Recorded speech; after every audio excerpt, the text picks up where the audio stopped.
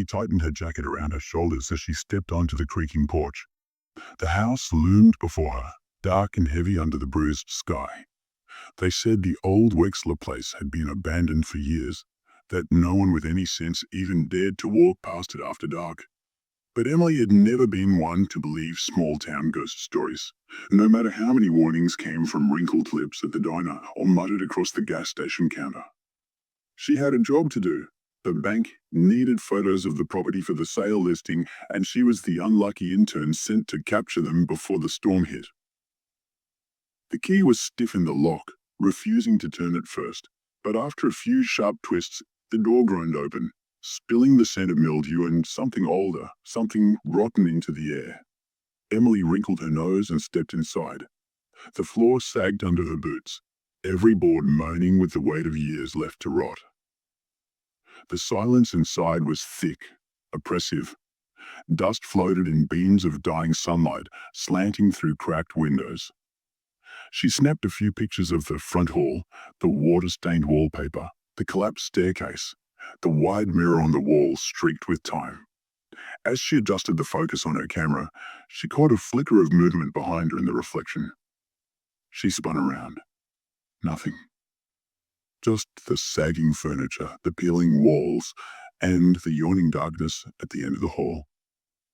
She shook her head, trying to banish the crawling sensation prickling at the back of her neck. Just shadows, just nerves. She forced herself to move deeper into the house, her footsteps echoing hollowly in the empty space. The basement door stood at the far end of the hall. It was darker there, the overhead light bulb shattered, wires dangling like veins. Emily hesitated. She didn't need pictures of the basement, did she? Surely a few shots of the ground floor would be enough. She took a step back, and that's when she heard it. A whisper.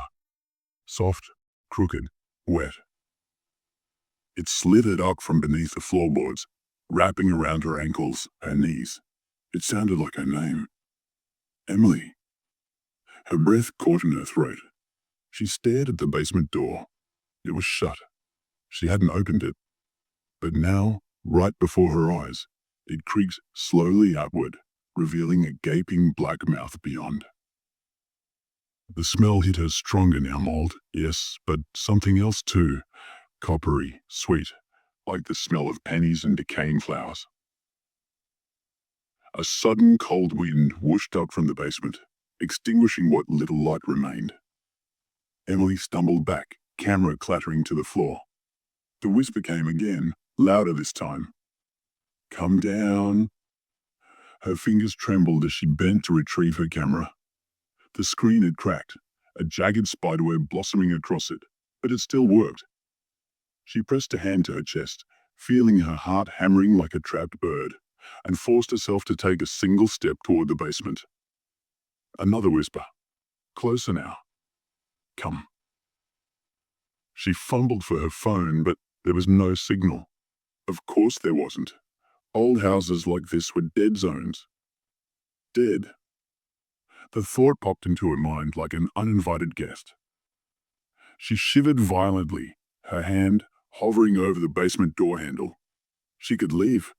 She could forget about the stupid assignment, drive back into town, tell Mr. Hawkins that the house was locked tight and impossible to enter.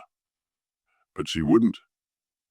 Swallowing the rising bile in her throat, Emily pulled a small flashlight from her bag, clicked it on, and stepped through the doorway. The air grew colder with each step down the narrow staircase. The wood groaned under her feet, and she imagined for a moment that she was descending into the mouth of some vast, sleeping thing. The light barely cut through the thick dark. Shadows pressed close on all sides. The basement was larger than she expected, stretching away into an endless black sea. Something dripped steadily in the distance. She lifted her camera and snapped a few quick photos.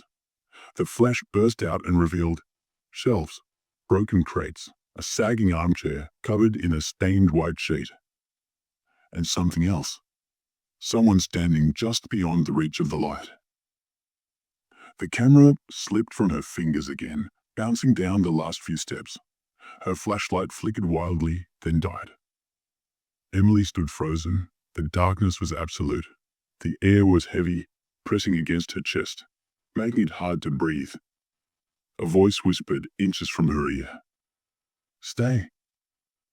She screamed, but no sound came out.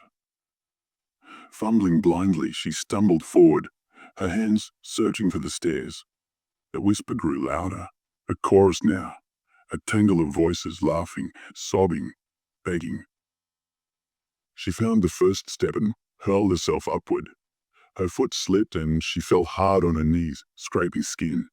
She scrambled up, dragging herself toward the faint rectangle of grey light above. Fingers brushed against her ankle. Not hands' fingers, long, thin, too many of them. She kicked violently, connecting with something soft and yielding, and heard a wet grunt. Then she was running, bursting into the hallway, slamming the basement door shut behind her.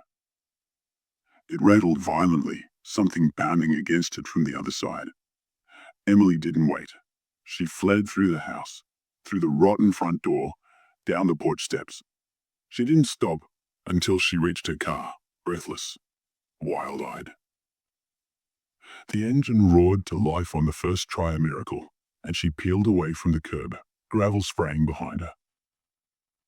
In the rearview mirror, the house seemed to shrink into the distance, but just before it disappeared behind a copse of dead trees, she thought she saw a figure standing at the upstairs window, watching, smiling.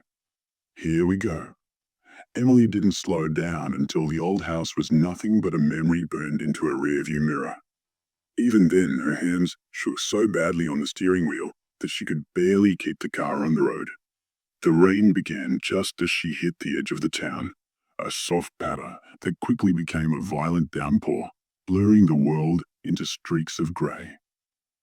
When she finally pulled into her apartment's parking lot, she sat there for a long time, staring at her reflection in the rain-smeared windshield. Her face was pale, her eyes too wide, her lips bloodless. She looked like someone else, someone who had seen something they weren't meant to see. She told herself not to be stupid. It was just an old house.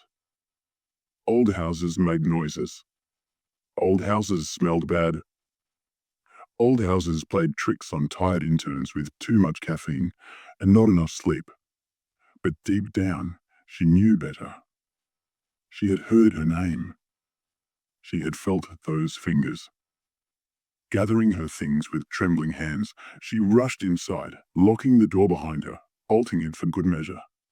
The apartment was small, cluttered with second-hand furniture and stacks of textbooks, but it had never felt more comforting, more real. She dropped her camera bag onto the couch and collapsed beside it, burying her face in her hands. Sleep didn't come easy. When it finally did, it was filled with nightmares. She was back in the basement, but this time the stairs were gone. She was sinking into the dark, the whispers swirling around her like a storm. Fingers clutched at her hair, her arms, her ankles. Mouth she couldn't see breathed against her skin. Her name was a broken chant in the blackness. Emily woke screaming, tangled in her sheets, drenched in sweat. Her phone buzzed on the nightstand, startling her further. It was a text from her boss, Mr. Hawkins. "Need those photos uploaded ASAP. Clients are eager." Her heart sank. She had barely looked at the pictures she had taken. They were probably all useless after the fall. But there was no way out of it. She had to deliver something. Still shaking, she retrieved her camera and connected it to her laptop. The cracked screen blinked to life, and the photos began to upload. The first few were what she remembered: dusty hallways, broken furniture, shadows pressing against the walls. Then she found something she didn't remember taking. A photo of the basement. Only it wasn't empty. In the frame, a figure stood halfway between the camera and the darkness beyond. It was blurred, as if it had been moving fast when the flash caught it. Tall, thin, its arms grotesquely long, stretching toward her. Its face. Emily leaned in closer, bile rising in her throat. Her face was wrong, too wide, too flat, no eyes, only deep, weeping hollows where they should have been, and the mouth wide open, as if caught mid-scream. She slammed the laptop shut, heart pounding so hard she thought she might faint. No, no. It was a trick of the light. Some weird reflection, mold on the wall maybe. But when she closed her eyes, she could still see it, waiting in the dark. The next day at work, she handed over the photos without looking at them again. Mr. Hawkins barely glanced at them before nodding his approval. If he noticed anything wrong, he didn't say. Maybe he didn't want to know. The next few days passed in a haze. Emily couldn't shake the feeling that she was being watched. At night, she dreamed of the basement, of whispers slipping under her door, of cold fingers brushing her cheek. Sometimes when she woke, she thought she could hear footsteps in the hallway outside her apartment. Slow, deliberate. One night, the whispers came for real. She was lying in bed, staring at the ceiling, when she heard a soft voice calling her name from the living room. Emily. She sat up, heart hammering. Maybe it was the TV left on, maybe someone outside. The voice came again, closer, right outside her bedroom door. Come down. The words twisted in her ears, oily and wrong. She scrambled for her phone. No signal, no internet. The screen flickered and died in her hands. The doorknob rattled. A low, keening sound seeped through the crack beneath the door, like someone dragging their fingernails across the wood. Tears pricked Emily's eyes. This wasn't happening. This couldn't be happening. She grabbed the baseball bat she kept beside her bed, a leftover from high school softball, and crept toward the door. The whisper was steady now, hypnotic. Stay, stay. With a burst of courage she didn't know she possessed, Emily yanked the door open and swung the bat with all her strength. Nothing. The living room was empty. Except the basement door was open. There was no basement in her apartment. There had never been a basement. But there it was, a narrow, crooked staircase yawning down into a darkness that seemed alive, breathing. Something moved at the bottom of the stairs. Something was coming up. Emily ran. She didn't think, didn't stop. She threw open her front door and bolted into the night barefoot, the cold pavement tearing at her feet. She didn't stop running until she reached the diner downtown, lights still flickering inside, a few late-night customers nursing coffee. The waitress, an older woman with tired eyes, rushed to her side, trading a blanket around her shoulders, asking questions Emily couldn't answer. Her mouth moved, but no words came out. Someone called the sheriff. When he arrived, Sheriff Dalton, a grizzled man with a permanent frown, Emily could barely explain what had happened. She could only beg him not to make her go back. He didn't. Instead, he drove her to the station and let her sleep in one of the empty holding cells, the door open, the lights blazing all night. She wasn't alone. She could still hear them, faintly, just at the edge of hearing. Whispers threading through the walls. Calling her back. Still continuing. If you want, I can keep flowing the story forward like this, slowly building deeper mystery. Why is the basement following her? Who are they? What's the real history behind that house?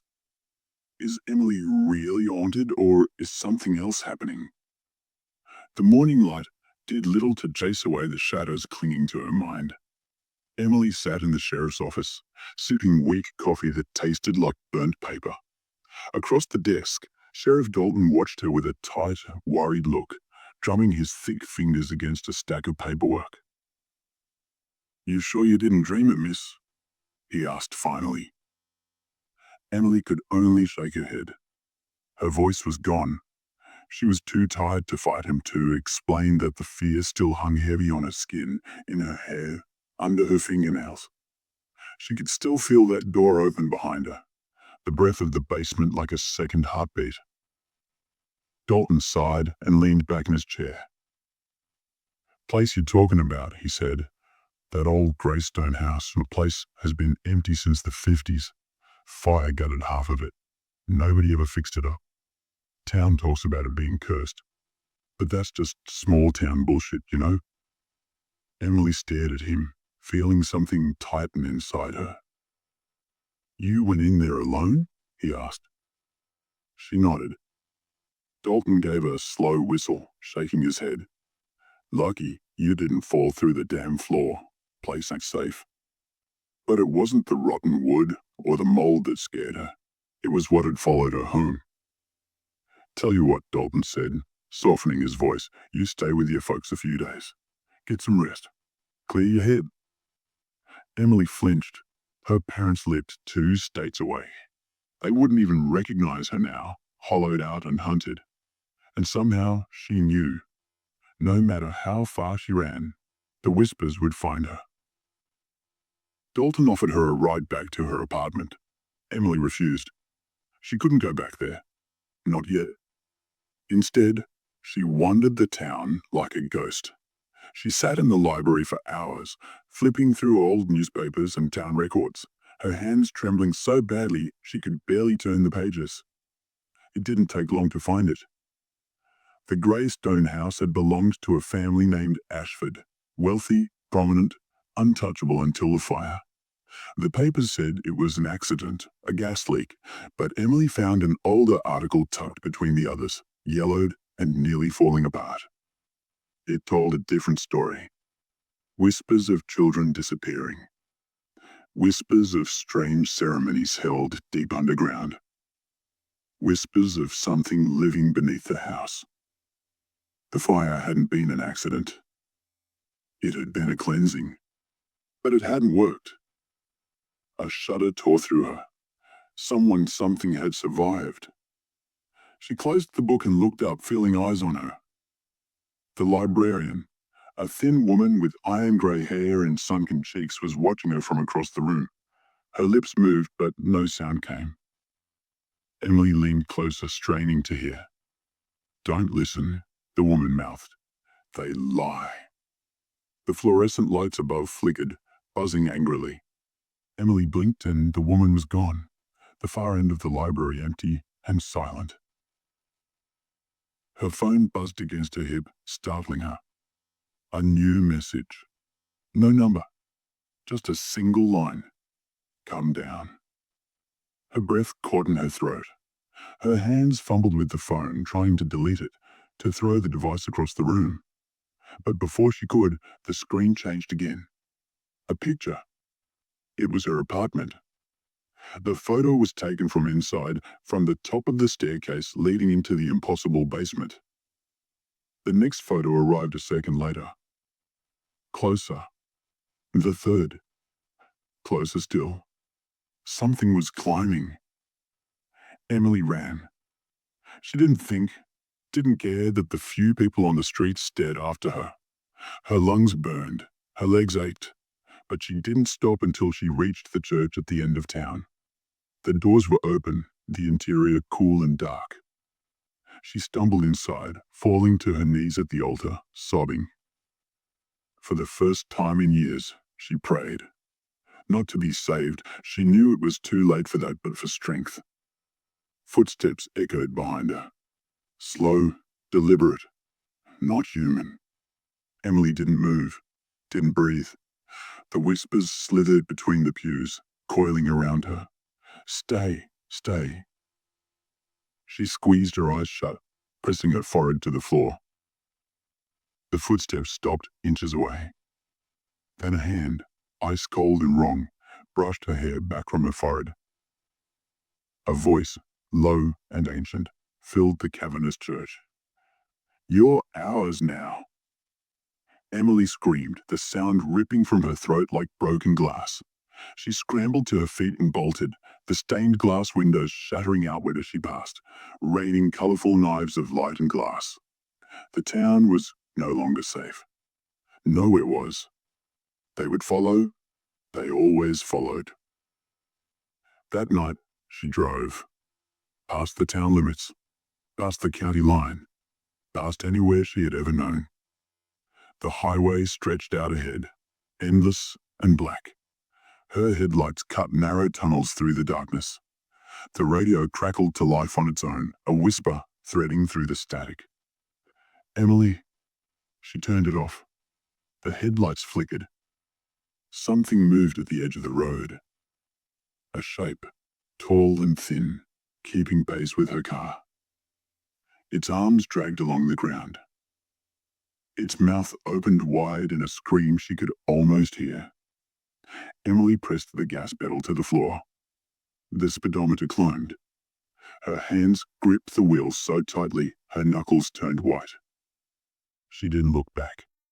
She couldn't. Because she knew if she saw it, if she even glanced, it would be waiting. It would be inside. The car sputtered, coughed, died. The engine choked into silence, the headlights dimming to nothing. Emily sat frozen, staring into the darkness, waiting for the hand to touch her shoulder. The whispers were all around her now, pressing against the windows, leaking through the vents. Come down. The rearview mirror fogged over, a single word appearing in the condensation. Now. Emily couldn't move. The night outside was so dense, it seemed to press against the car like a living thing, a heaving mass of unseen breath and writhing hunger. Every instinct in her screamed to stay still, to lock the doors, to pretend she was invisible, but some ancient, primal part of her knew that it wouldn't matter. They could see her. They were already here. The radio, though powered off, hissed again, the whispering so low and guttural now that it barely resembled human speech. Her fingers twitched against the steering wheel, her mind scrambling for options that no longer existed. She had run as far as she could, but the truth was, she had been theirs from the moment she had first stepped into that cursed house. From the moment the basement door swung open by itself, revealing the black stairway that didn't belong in this world. Her heart hammered against her ribs, painful and chaotic, and with a sudden, savage cry that was half sob, half rage, she flung open the car door and stumbled out into the road, the asphalt cold and rough under her bare feet. The world around her was utterly silent, the stars obliterated by thick, pulsing clouds that seemed to drip shadows down onto the earth. The highway stretched in both directions, empty and endless, but she didn't dare choose either path. Somewhere, unseen but close, the whispers swelled to a chorus, overlapping voices that slid through her skull like icy needles. Down, down, down. We're waiting. We're hungry. We're yours. Come down, come down, come down. The ground beneath her feet vibrated faintly, as if something massive was moving beneath the surface, burrowing upward, sensing her terror. She turned wildly, searching for a landmark, a light, anything that wasn't darkness, and her gaze landed on a narrow dirt path that broke off from the highway, snaking into the woods. Something about it called to her, not in words, but in feeling, a deep, cold inevitability that spoke of endings. She hesitated, every muscle in her body screaming to run the other way. But her legs betrayed her, carrying her toward the path as if pulled by unseen hands. The forest swallowed her whole almost instantly, the trees thick and skeletal, their branches clawing at the sky. The moon, a thin sickle of silver, barely pierced the canopy, and shadows oozed along the ground like spilled oil. Emily's breath came in ragged gasps, misting in the chill air, and every step deeper into the woods felt like stepping further out of the world she knew. Time seemed to lose all meaning. Minutes stretched into eternities. The only sounds were the crunch of dead leaves underfoot and the low, rhythmic chanting that seemed to pulse from the very ground. She stumbled once, twice, hands tearing open on hidden rocks and twisted roots, but she didn't stop, couldn't stop. Something was waiting ahead. The trees thinned suddenly, revealing a clearing bathed in an unnatural light, not moonlight, but a sickly green glow that rose from the ground itself. In the center stood a structure, half collapsed and smothered in vines and moss. An ancient well, its stones blackened and slick with some oily substance that shimmered in the light. Emily knew, without understanding how, that this was the true heart of it all. The whispers were deafening now, vibrating through her bones, through her blood. She took one step closer, then another, her body trembling, her mind fraying at the edges. The mouth of the well gaped wide before her, an endless, breathing darkness. She leaned over, peering into the abyss, and the ground beneath her seemed to fall away, pulling her forward, downward, spiraling into the depths. She didn't scream as she fell. There was no air left in her lungs, no voice left in her throat, only the rushing, roaring blackness, the sensation of spinning through a space that had no bottom, no sides, no escape. Images flared around her, too fast to comprehend. A child's twisted smile in the dark, hands clawing upward from the soil, a face pressed against the other side of a mirror, mouth open in a silent shriek. She hit the ground hard, pain exploding through her spine, but when she tried to sit up, her body didn't respond. The floor was warm beneath her, warm and wet, slick with something that smelled of copper and decay. She opened her mouth to cry out, but only a choked gasp escaped. From the corners of her vision, shapes began to emerge. Figures draped in tattered robes, faces hidden in deep hoods, moving in a slow, sinuous circle around her. Their chanting rose, louder and louder, until it was the only sound in the universe. One of them stepped forward, holding something small and wriggling in his hands.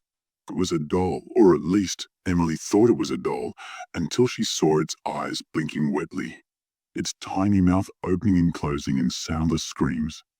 The figure knelt beside her, pressing the creature to her chest, and the instant it touched her skin, Emily felt something tear inside her, a ripping, a bleeding, a surrender. She wasn't Emily anymore. She wasn't anything. Her memories fractured like shattered glass, spiraling away into the dark. Her body rose jerkily, pulled upward by invisible threads, and she floated above the circle of robed figures, above the ruined well, above the forest. The earth spread out below her, a blackened wound under a bleeding sky. And somewhere, far below, deep beneath the roots and stones and forgotten bones, something opened its eyes and smiled. Well, this story doesn't end here. To find out what happens next, make sure to leave a comment below and hit that subscribe button. Don't forget to turn on the notification bell so you're the first to get the latest spine-chilling stories and mind-blowing horror content that will keep you on the edge of your seat. Stay tuned for more thrilling tales.